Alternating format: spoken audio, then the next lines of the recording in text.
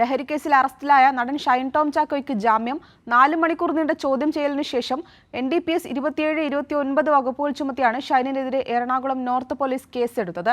ലഹരി ഇടപാടുകാരുമായി ഷൈൻ ടോം ചാക്കോയുടെ ബന്ധം പോലീസ് പരിശോധിക്കും. തിങ്കളാഴ്ച നടനെ വീണ്ടും ചോദ്യം ചെയ്യും.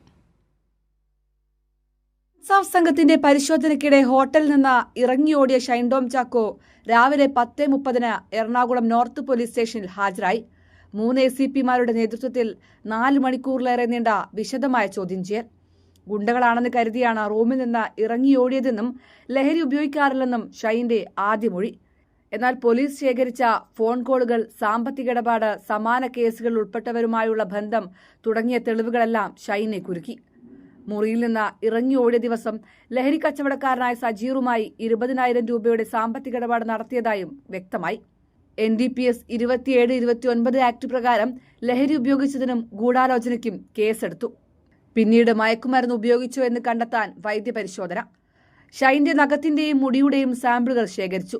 വൈകിട്ട് 5ഓടെ തിരികെ സ്റ്റേഷനിലെത്തിച്ച് ജാമ്യത്തിൽ വിട്ടയച്ചു. ഷൈൻ പലതവണ മയക്കുമരുന്ന് ഉപയോഗിച്ചതായും അന്ന് മുറിയെടുത്തത് സുഹൃത്ത് അഹമ്മദ് മുർഷാദുമൊത്ത് മയക്കുമരുന്ന് ഉപയോഗിക്കാനാണെന്നും മൊഴി നൽകിയിട്ടുണ്ട്. 1 വർഷം മുൻപ് ലഹരിമുക്ത ചികിത്സ തേടി. ആലപ്പുഴ ഹൈബ്രിഡ് കേസിലെ പ്രതി തസ്ലീമയെ അറിയാം.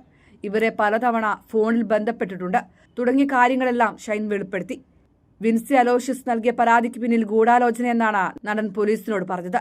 അതേസമയം സജീർ ഉൾപ്പെടെയുള്ള ലഹരി ഇടപാടുകാരുമായി ഷൈൻ ടോം ചാക്കോയ്ക്കുള്ള ബന്ധം പോലീസ് വിശദമായി പരിശോധിക്കും. കൂടുതൽ ചോദ്യം ചെയ്യലിനായി ഈ മാസം 21-ന് ഹാജരാക്കാനും നടന് നിർദ്ദേശം നൽകിയിട്ടുണ്ട്. കൈരളി ന്യൂസ്, കൊച്ചി.